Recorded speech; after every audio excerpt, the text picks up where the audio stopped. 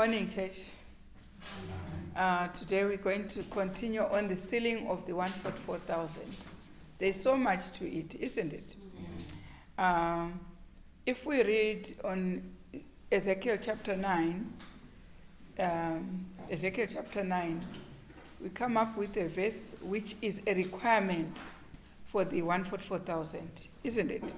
Now go to verse 4. Ezekiel chapter 9, verse 4. Yes. And the Lord said unto him, Go through the midst of the city, through the midst of Jerusalem, and set a mark upon the foreheads of the men that sigh and cry for all the abominations that be done in the midst thereof.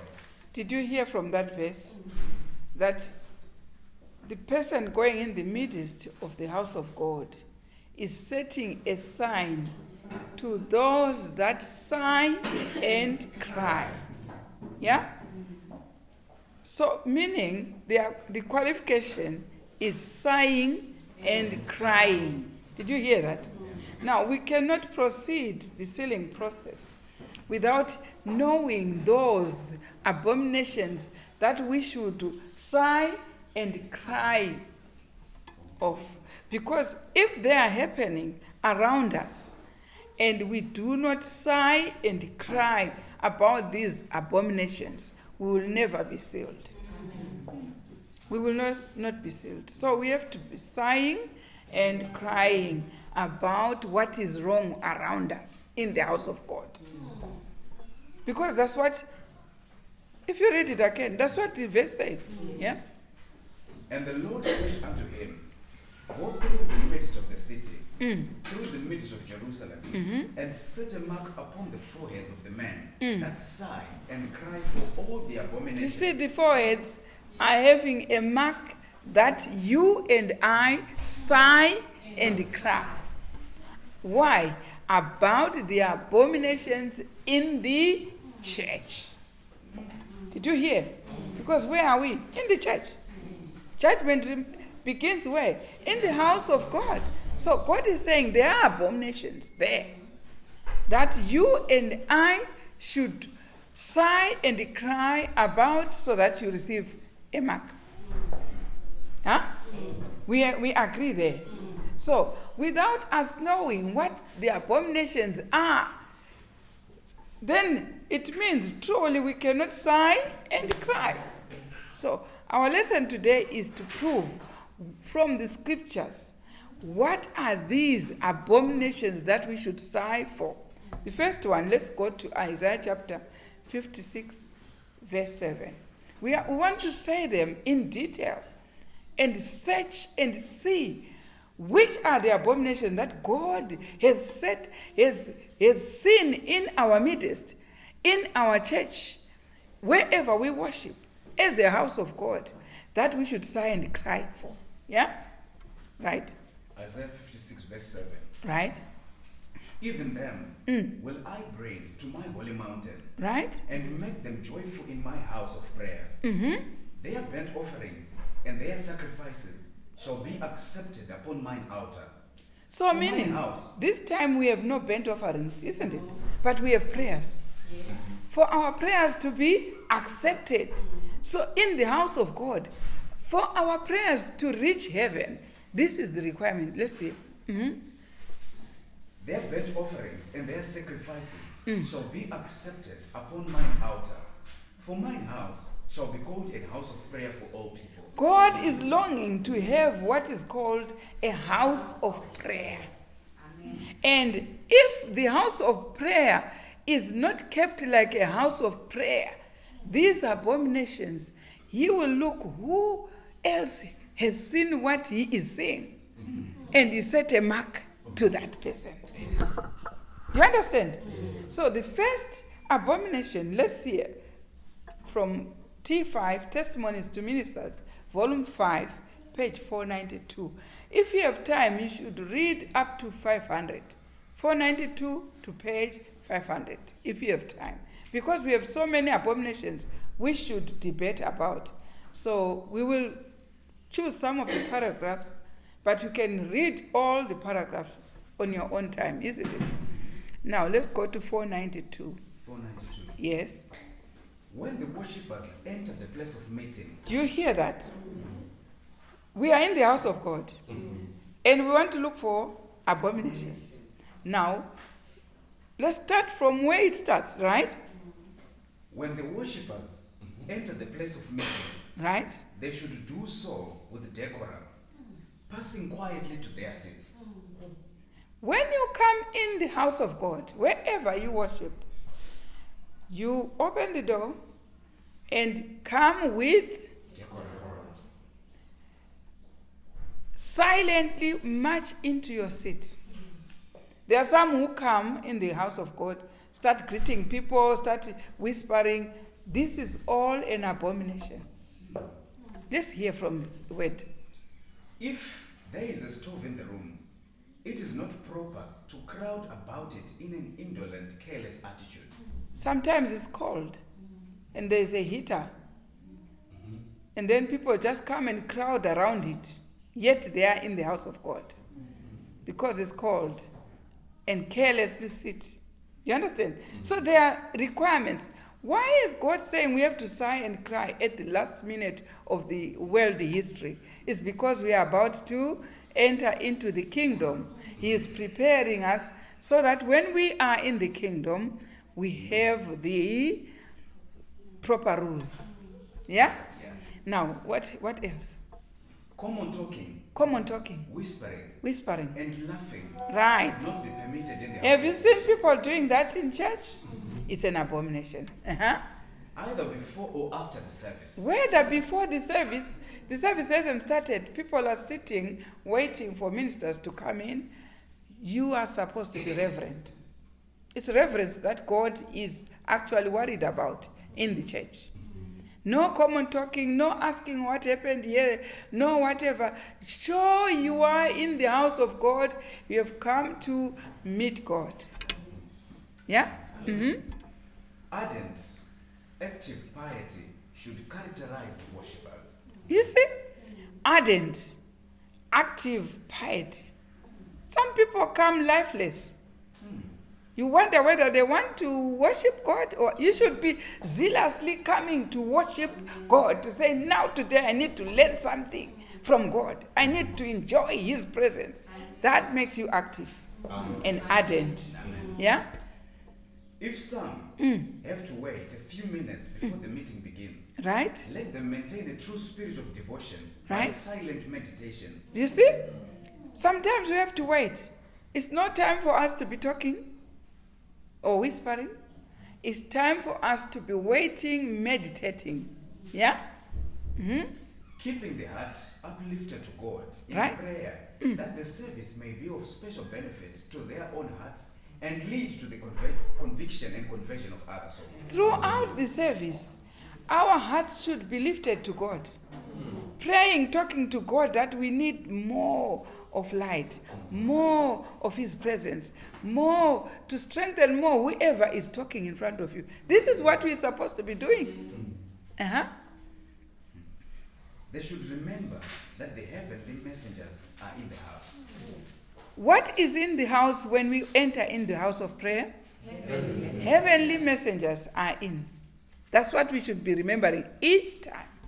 And there are some people who forget that they are heavenly messengers. And they will be watching us. We all lose much sweet communion with God by our restlessness, Right? by not encouraging moments of reflection and prayer. Right. So if you see somebody being restless, somebody talking, what are we going to lose? What are we going to lose? Sweet communion with God. Is interrupting our sweet communion with God. That's why it is frustrating to see somebody talking or somebody disturbing the communion with God.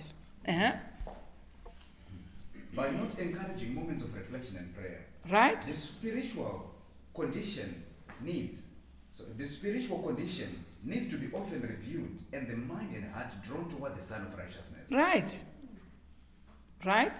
If, when the people come into the house of worship, they have genuine reverence for the Lord and bear in mind that they are in His presence. So in a nutshell, You're going to finish all that, isn't it? But what is that we are supposed to sigh and cry for? Reverence in the house of God.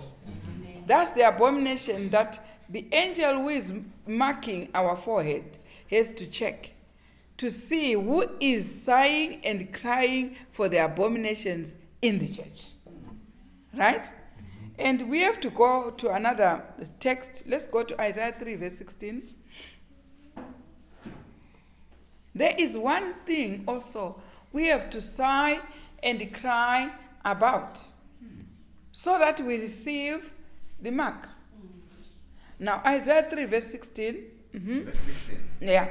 Moreover, the Lord saith, because the daughters of Zion are haughty, and walking with stretched forth necks and wanton eyes, walking and mincing as they go, and making a tinkling with their feet. Have you seen somebody walking like that?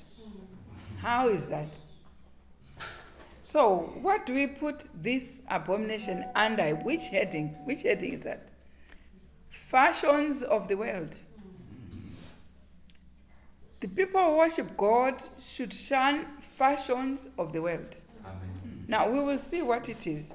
Let's go to volume 1, T1, Testimonies for the Church, volume 1, page 269. Those among Sabbath keepers, Right? who have been unwilling to make any sacrifice, but have yielded to the influence of the world, are to be tested and proved. Do you see that? There is an influence of the world. Those among Sabbath keepers, we have yielded into that influence. Now, let's see what they do. The perils of the last days are upon us, and a trial is before the young, which they have not anticipated.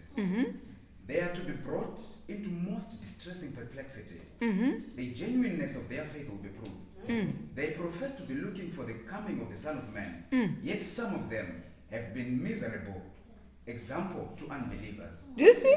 Some are miserable examples to unbelievers.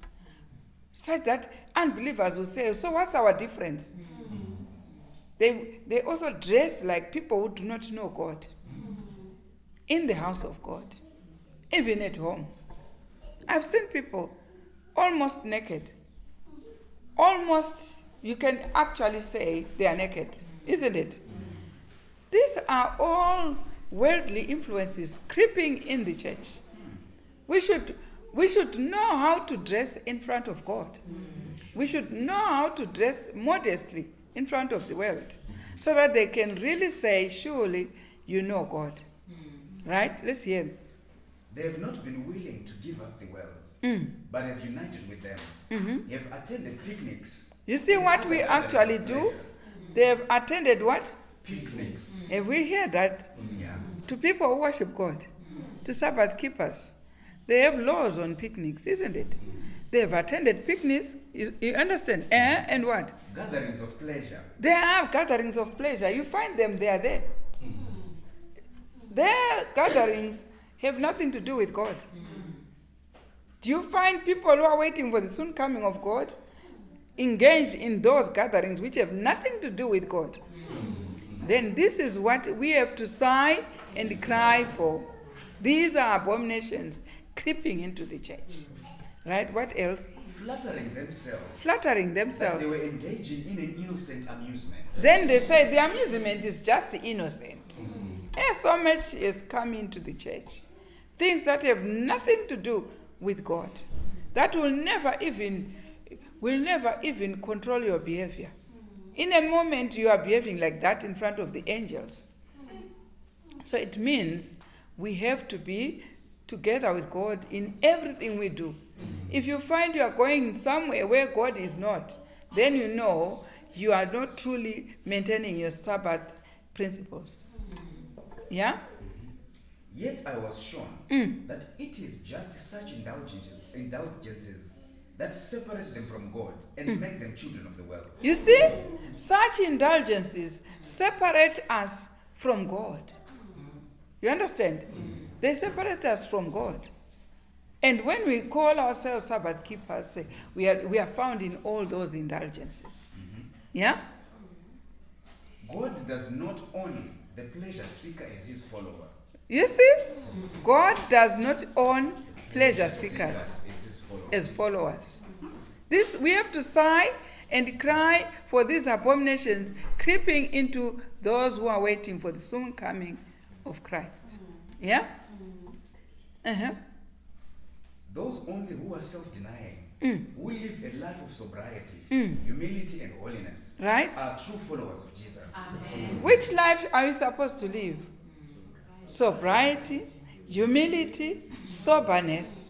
This will invite the presence of God in our lives. Amen. Uh-huh. Finished. Right. Let's go again to page 27. The prophecy of Isaiah, Right. prophecy of Isaiah 3 Right. was presented before me as applying to these last days. Did you see the Isaiah 3 verse 16 we just read? It's the one that applies to the time of the end. Mm-hmm. And the reproofs are given to the daughters of Zion, Yeah? who have thought only of appearance and display. The daughters of Zion, or the daughters of the Sabbath keepers, or the Ten Commandment keepers. That's what was found in Zion, isn't it? If they become pleasure seekers, God cannot claim them as children. No. We have to live a life of sobriety, humility, and invite the presence of God. Yeah? Did you finish that one? What it says, Yeah? thy men shall fall by the sword, Mm. and thy mighty in the war. I was sure that this scripture will be strictly fulfilled. Right? Young men and Yeah. women Yeah. professing to be Christians, Right? yet having no Christian experience. Do you see that? God has seen people who profess to be Sabbath keepers, to be Christians, who are completely foreigners to that word, to that name. They are foreign to that. Someone claiming to be a Sabbath keeper who does not even keep the Sabbath. Yeah? Someone claiming to be a Sabbath keeper who is a foreigner to Sabbath keeping, who is a foreigner to how you should appear in front of God. God sees those as abominations creeping into the church. You and I should sigh and cry. Right? And let's go again to volume 4, Testimonies for the Church, volume 4, page 632. I said our study now is to see which are these abominations we have to sigh against so that we receive the seal. Yeah? For when we are professing about the sealing process, and we are being told that for you to get the mark, you have to sigh and cry about the abominations creeping into the church.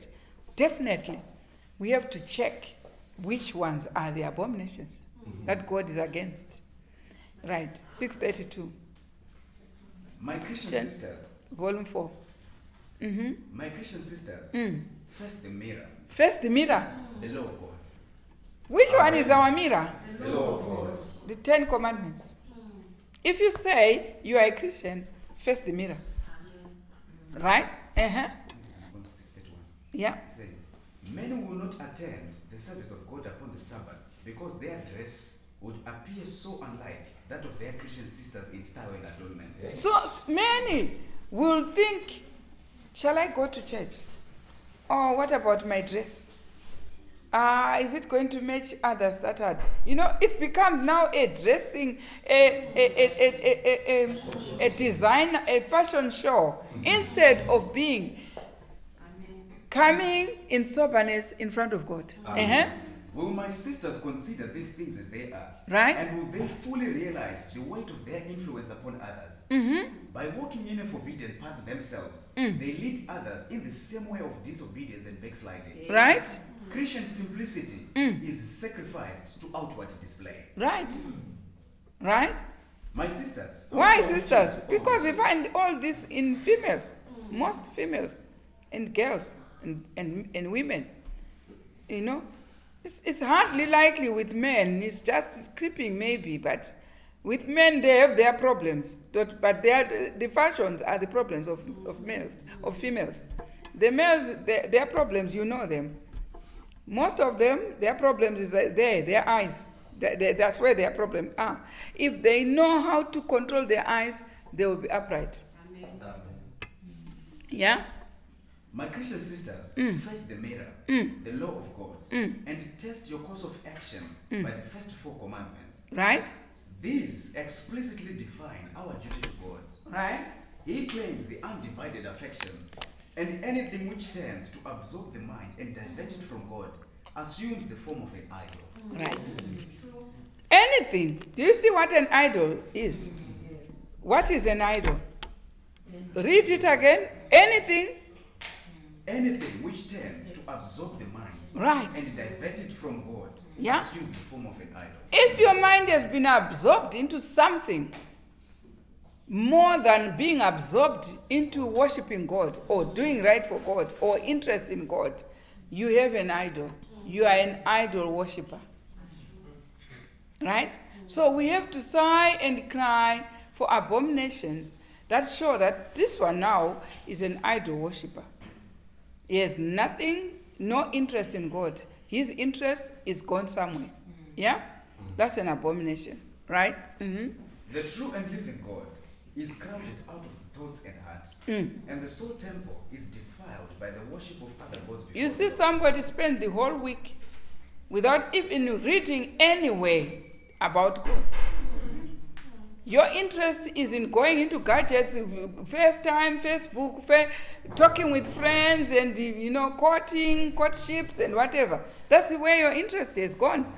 The whole week you didn't even read the Bible, didn't even read the spirit of prophecy. You are naked in the brain, naked, with nothing to do with God. You are an idol worshiper. You are not worshiping God. If you are interested in God, you should be reading about God. How many people now, you ask any question about football or footballers, you are told the answer. Straight away, by people, you absorb their interest, they start talking and even talking over each other, showing they know, isn't it? But ask anything about God. Nobody knows. Your attention has been absorbed somewhere. You are an idol worshiper. You ask anything in the world, anything. What is happening politically? What is happening about news? People know at hand. They have first-hand information about what is happening, but no first-hand information about God. You are an idol worshiper. We should love God more than anything if we are Christians. Let alone the name Christian. Leave it alone and name yourself with what you are interested in. It's easy to say, what are you? You say, I'm a Christian, isn't it?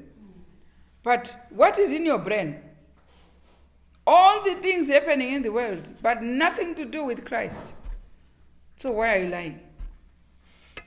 Right? Uh-huh. Thou shalt have no other gods before me, Yeah? says the commandment. That's the commandment we are breaking. If we love other things more than God, we are breaking the very first commandment. Thou shalt not have any other gods before me. Uh-huh. Let us search the hearts, compare the life and character with the statutes and precepts of Jehovah. Right. And then seek diligently to correct our errors. What should fill our minds? The statutes, the laws of God, the precepts that have been given. When are we going to worship? When is the next feast? When is the next? That should absorb your mind. Amen. Some, even when they are dreaming, they dream aloud. They will be dreaming about football, dreaming about politics, or dreaming about money, or dreaming. That's what is in your mind. But happy are those who are dreaming about the future coming of the kingdom. Amen. And their plans to worship God. So God is not a fool. He knows what is in each brain. He knows. And the angel will set a mark to those who sigh and cry about the abominations. Right? Now, let's go to volume 3, Testimonies for the Church, volume 3, page 379. That's another way we can understand what are the abominations. Yeah, 379. 379. Mm-hmm. The spiritual weakness of many young men Yeah. and women in this age is deplorable. Have you because- seen people who profess to say they are worshippers? And you find instead They're so weak spiritually. Anyone who is, you go into Facebook, you find these simple questions that are being asked, and no one has an answer. Spiritually, people, they claim to be Christians. They can't answer simple questions. Yeah? And if an answer comes, they are not interested. That's spiritual weakness. Yeah. It's deplorable in front of God. You come in the church, people are just there as a matter of fact. The spiritual weakness, very deplorable. God is looking for people who are zealous for his work, zealous for his worship, who come with their face showing that they are happy and glad to be worshiping God. Yeah? Uh-huh. The spiritual weakness of many young men and women in this age is deplorable because they could be powerful agents for good if they were consecrated to God. Right. You see somebody who has got great talents. When he talks about football, he talks like nobody's going to talk again. He's got a talent. Why not use it in the work of God? Yeah? People have got lovely talents, but because of consecration, they cannot be used by God. Because they lack that consecration.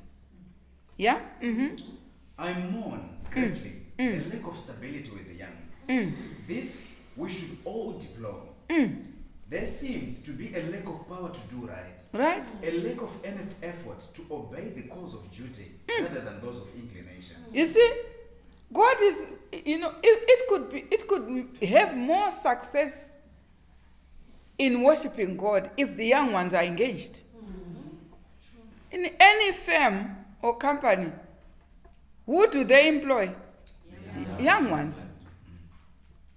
They can do a great work for God than the old ones who are retiring. If you go to somebody, in other companies, they give you ages. Some will say not less than 50 years.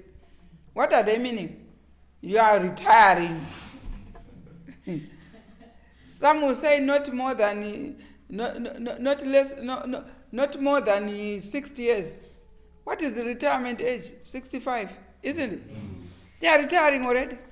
Would you employ those in the work for God? Would God employ those to work for him? No. Huh? The young ones with the blood which is so active can do a good work for God. Yeah. This is what God is saying. It's not even discrediting the old ones, but younger ones work better Yes. if it is the work of God. Old ones can remain pious and Christians and counselors. We need those counselors. But when in the work of God, it needs the young blood. Amen. Huh? Go ahead. Mm-hmm. There seems to be with some but little strength to resist temptation. Mm-hmm. The reason why they are dwarfs in spiritual things is because they do not, by exercise, grow spiritually strong. How do we grow spiritually strong? Read, maintain a consecrated life, be for God, shun the idols, and God will use you prosperously. Amen. That's what we lack. You see? Do you still have anything more? You can finish the whole chapters. What I am giving you is for you food for thought to come back to your homes and start, reading through the whole chapters. This is how you can benefit. Yeah? We can't read the whole chapters. We just identify which ones are abominations that we have to sigh and cry for. Go again to Testimonies, Volume 5, page 78. I am filled with pain and anguish as I see parents conforming to the world and allowing their children to make the worldly standard. You see? At such a time as this. If I had a worldly parent, definitely I will follow suit. Some parents are so worldly that even the children feel pity for them. They are trying by all means to introduce that worldliness to their children. And next, the children are worldly. Parents, teach your children to reverence God. Amen. You go to their homes, the children are not properly taught in their homes. And what do they bring to the church? The same lack of reverence brought into the church. You teach your children what it is to be worldly. And they will know, they will follow. The young brains, they follow. Especially if it's a parent who teaches, they follow. Isn't it? Now, read and finish. Profligacy of youth and even children is almost incredible. Parents do not know that secret vice is destroying and defacing the image of God in their children. You see? We have a job as parents to make sure these children are prepared for the kingdom. Yeah? There's no time to say, I'm done with my children, I've finished, and now they can grow. Continue to hammer the truth in their heads. Put it straight, precept and example. You display that example so that what you say has any value. Right? Sometimes it's valueless because what we say is not what we do. Right, let's go to volume 1, Testimony for the Church, volume 1, page 189. I was directed to the following scriptures, said the angel.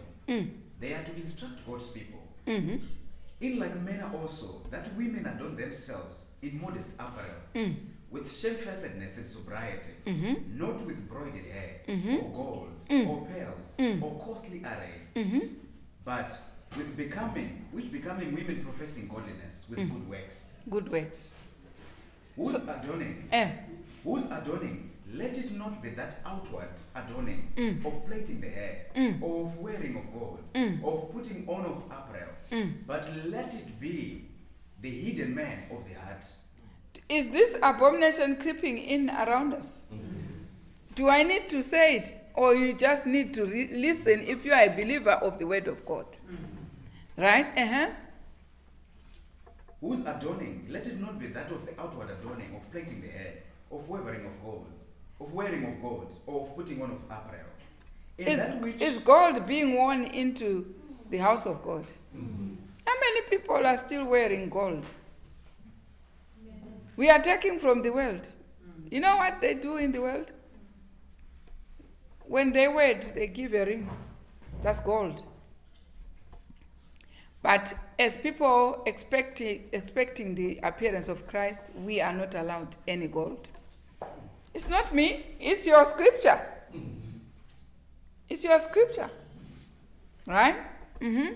But let it be the hidden man of the heart, in that which is not corruptible, even the ornament of a meek and quiet spirit. That's what we are allowed as Sabbath keepers. And you see, the house of God is being invaded by all this type of gold. Some are even the earrings and even the necklaces and everything. That's why as a Sabbath keeper, we don't have. You understand? It's because we follow what is written as a principle for our calling. Yeah? It's not anyone who came up with an idea. It's God. That these are the peculiar people I'm trying to have. They shouldn't wear gold. They shouldn't wear. It's not that gold is not a lovely thing. It's a lovely thing. But it has been forbidden to us as Sabbath keepers. Yeah? The ornament of grace and a quiet spirit. That's our gold. In the sight of God of great price. Grace and a quiet spirit and a sober life. That's our gold. Amen. For after this manner in the old time, the holy women also who trusted in God adorned themselves. This is what the holy women who we take after. This is how they adorned themselves. You are telling me that times have changed. No, with God is an all-time religion. Amen. Right? Let's go to volume 1, Testimonies for the Church, volume 1, page 135 and 136. We have serious abominations creeping into the church that we're supposed to sigh and cry for. To receive a mark. If you do not want to receive the mark, well, let it alone. But we will sigh and cry. Parents would better ban the idle tales of the day and the novels as they come into their houses. It would be a message to the children. What are these? Books? Fiction. Is it coming into our houses?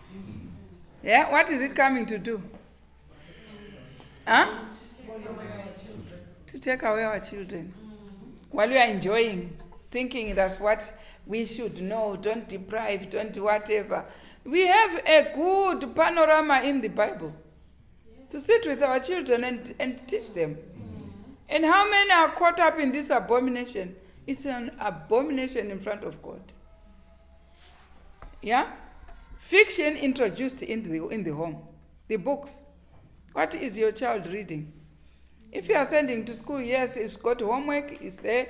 But when you want your child to read, give him the Bible. Give him Bible stories according to the age. And prepare for the soon coming kingdom. Amen. We have abominations to sigh and cry against, to receive the mark. We are all engaged in these abominations. And when it comes to abominations, everyone has to check himself. Do I have these abominations?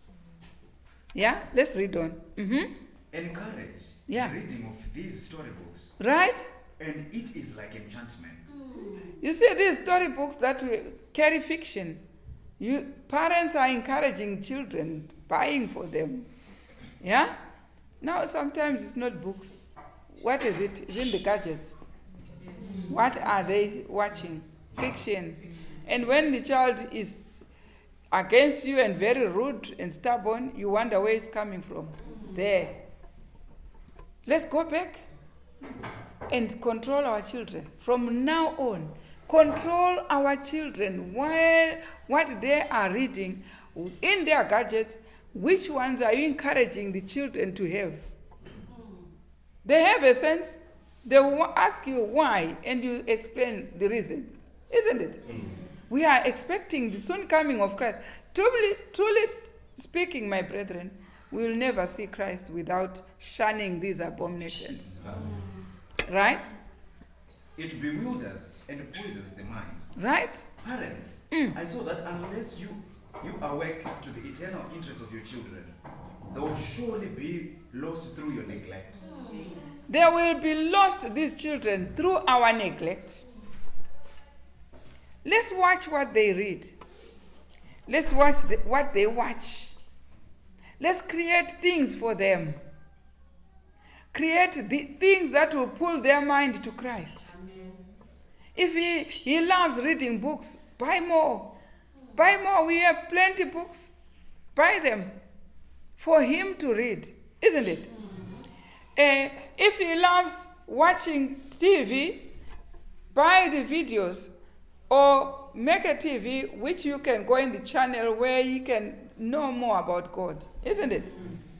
Now, whatever is his interest, if he loves music, try to encourage music that has to do with God. And by so doing, you are training your child to be ready for the soon coming kingdom. And this is an abomination creeping in the church. And the possibility that unfaithful parents will be saved themselves is very small.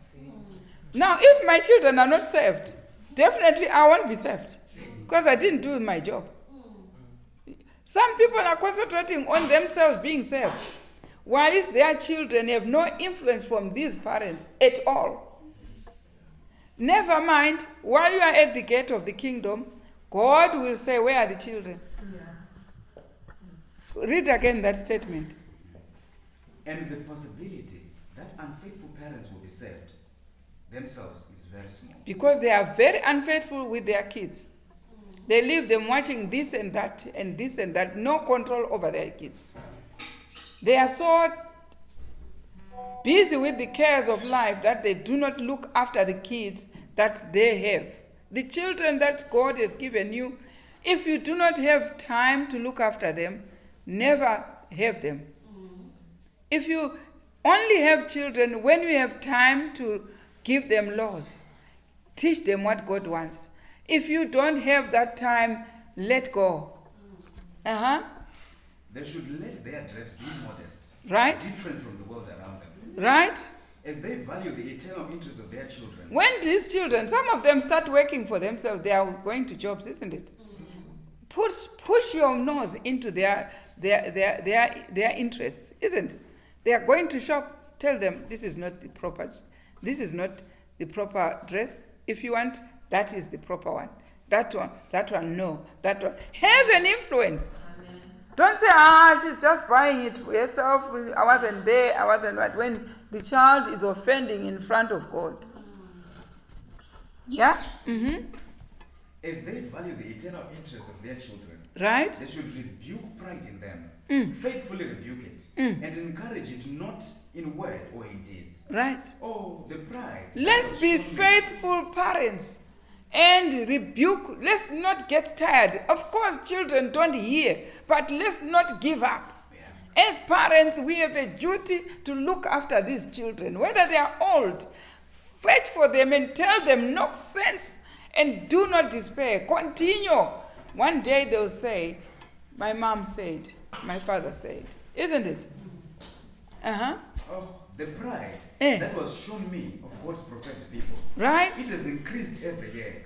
Right. Until it is now impossible to designate professed Advent Sabbath keepers from the world around them. Now, the pride of the world, it was creeping year by year when Sister White was still alive, isn't it? She died in 1915. You see, it was there already. Yeah? Year by year creeping until now it's difficult to tell the Sabbath believers how to dress in front of God. Yeah? Mm-hmm. Yeah. It has increased every year until it is now impossible to designate professed Advent believers from all the world around them. I saw that this pride must be torn out of our families. When we expect to meet Christ, this we have to reform. We have to change. Make a complete right about and say, God, here am I. Do not leave me when you get your saints to heaven. I want to be there.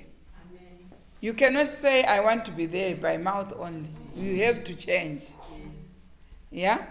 It's finished. And then go to, you finish even 136. 136. I saw that the axe must be laid at the root of the tree. Put the axe at the root of the tree. Change everything. Such pride should not be suffered in the church. No, we shouldn't have such pride. It is these things that separate God from his people. God leaves us. If people are allowed to dress and look like anything they want, we have a format in the Bible which says this is how we should be. We have no uniform. Don't make uniform. That's not even a value in front of God because it's the custom of the world. But we have a general standard to say dress in a sober way which will make you humble, isn't it? Which will give you humility that is acceptable in front of God. Yeah? But we are not obliged to make uniforms, no. We have not been taught to make uniforms. Our uniform is in the standard which God wants, soberness. Yeah? Uh-huh. It is these things that separate God from his people, that shut the ark away from them. Right.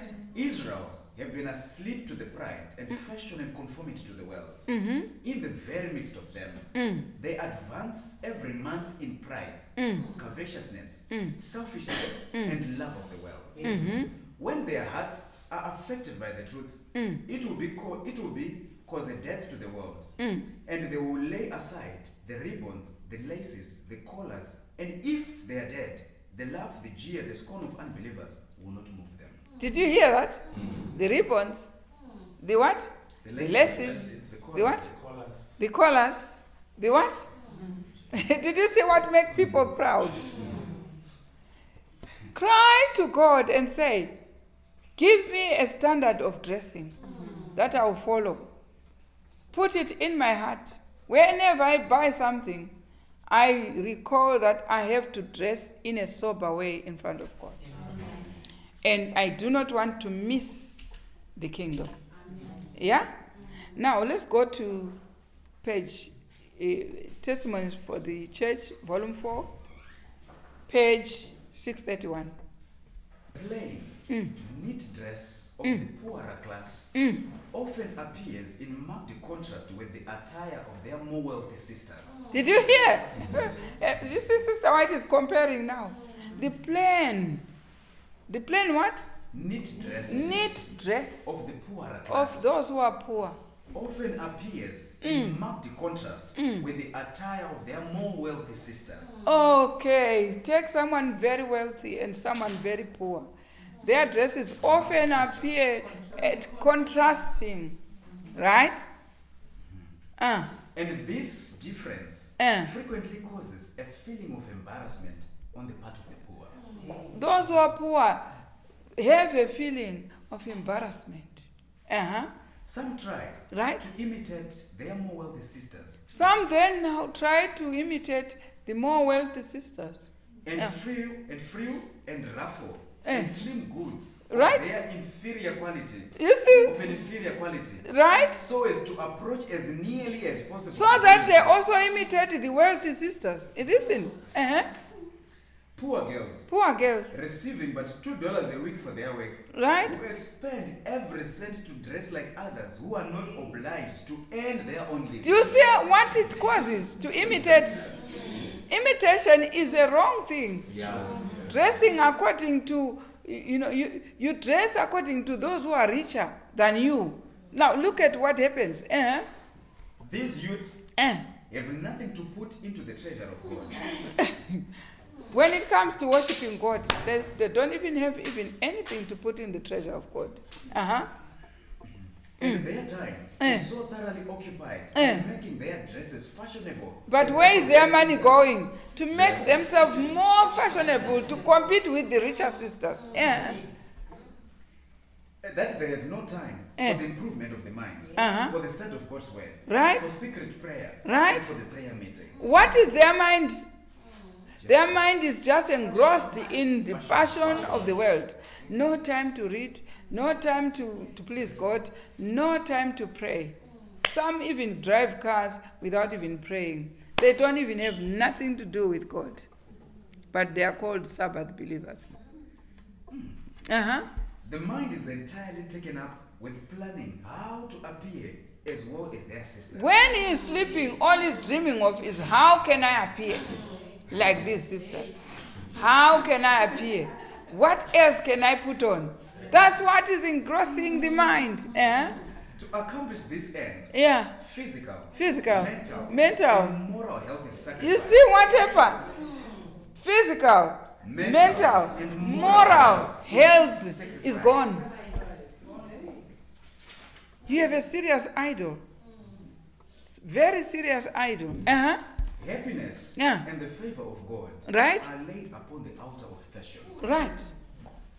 Happiness in God. Because in God, if you receive favor, you are happy. Amen. So we should be busy trying hard to look for ways of pleasing God so that we get his favor. Amen. Not looking for ways of how to appear, how to whatever, competing with whatever. No. Our job is to compete in trying to make sure everything. Let's go to. So we have seen one abomination. Which abomination? We have seen the abomination of irreverence in the house of God. Mm-hmm. And what else? Worldly fashion. Those are the two.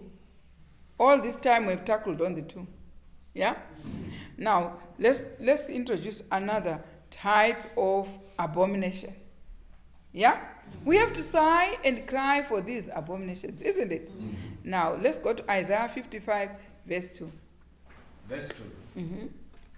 Wherefore, do you spend money for that which is not bread? Right. Did you hear the question? Mm-hmm. Wherefore, do you spend money for that which is not bread? Where is our problem here? Health and temperance. Our problem is health and temperance. Meaning, your money, when you need food, buy that which is bread. Don't spend it on that which is not bread. There are so many things that are not bread that you are spending that money. And that will only destroy your health. Your money shouldn't buy those things. We are told to be vegetarians. So why are you buying something that is not vegetarian? You are spending money for that which is not bread. You know where your bread is, isn't it? If it is cabbage, spend money to buy the cabbage. Buy the vegetables. Buy all the things that God has said you should eat. You are not wasting money. But buy the things that God has forbidden you to eat. You are spending money into that which is not bread. That's an abomination creeping in the church. Now let's see from Sister White. Go to 280 medical ministry. The Lord has given us the work of proclaiming the message of health reform. Is it what we have been given? Yes. And if you cannot step forward in the ranks of those who are giving this message, you are not to make this prominent. Right. There are some who cannot step forward with this work of proclaiming health reform. God is advising them to what? Step back. Step down. Yeah. Step back. Don't come and bind about in front of us. Step back. But do not take a position before the people that will permit them to think that it is not necessary to call for a reform in regard to meat eating. Some will say, it is not necessary. It's not necessary to talk about that. Don't take a position that God has not called for health reform. God has done, and He wants it done. Isn't it? God has called for us to proclaim the work of health reform. If you can't step away, isn't it? The Lord is sorry. But do not take the position before the people that will permit them to think that it is not necessary to call for a reform in regard to meat eating, because the Lord is calling for reform. Who is calling for this reform? It is the Lord. It's God. Right? The Lord has given us the work of proclaiming the message of health reform. And if you cannot step forward in the ranks of those who are giving this message, you are not to make this prominent. In counterworking the efforts of your fellow laborers who are teaching health reform, you are out of order. You are out of order. Working on the wrong side. Working on the wrong side. God has seen people who will advocate people not, don't worry about health, just have clean meats, that's whatever. You are on the wrong side. Step away. God has called for this work, and we will do it. Amen.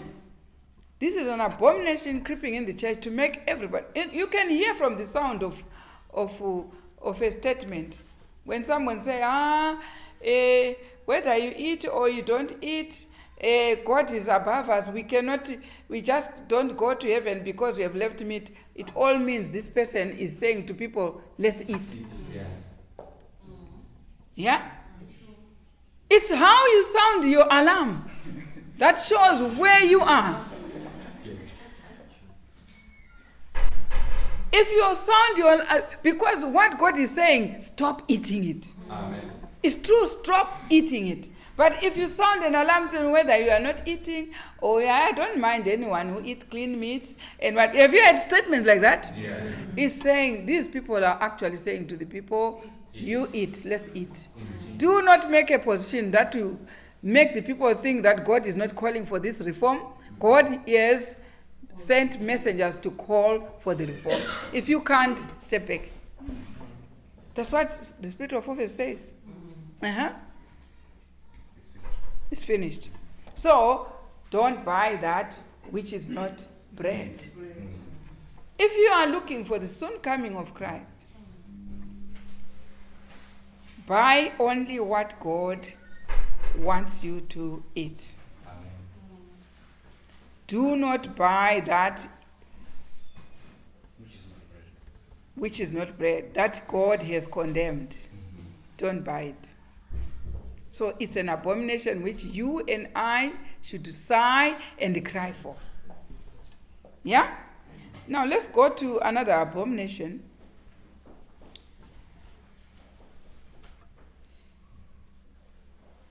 Go to Isaiah chapter 58, verse 3. Another type of abomination. Verse 3. Mm-hmm. Wherefore have we fasted, say they, and thou seest not? Right? Wherefore have we afflicted our soul, and thou takest no knowledge? Because God has said, you are fasting, but I don't even see your fast. I don't recognize it. Yeah? You withheld food, but that was just hunger strike. It was not a fast.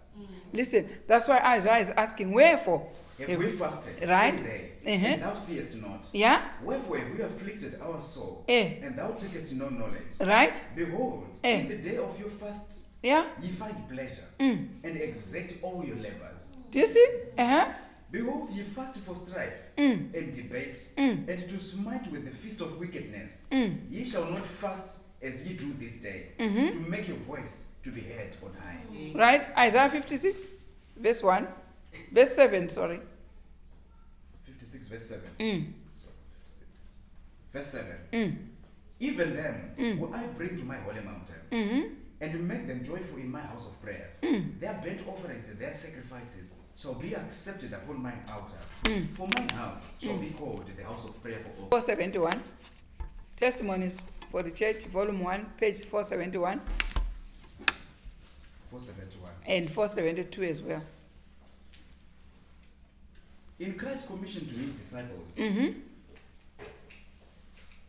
Christ's commission to his disciples, he tells them, whatsoever you shall bind on earth shall be bound in heaven, and whatsoever you shall loose on earth shall be loosed in heaven. If this is the fearfully responsible work of God's ministers, how important that they give themselves wholly to it and watch for souls as they that must give an account. Right? 472. 472. I was shown that if the moral and intellectual faculties had not been clouded by wrong habits of living, ministers and people would have been quick to discern the evil results of mixing sacred and common things.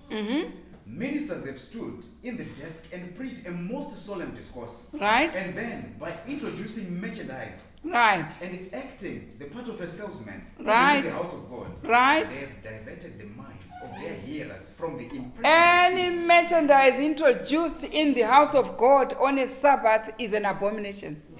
How many books are being sold on the Sabbath?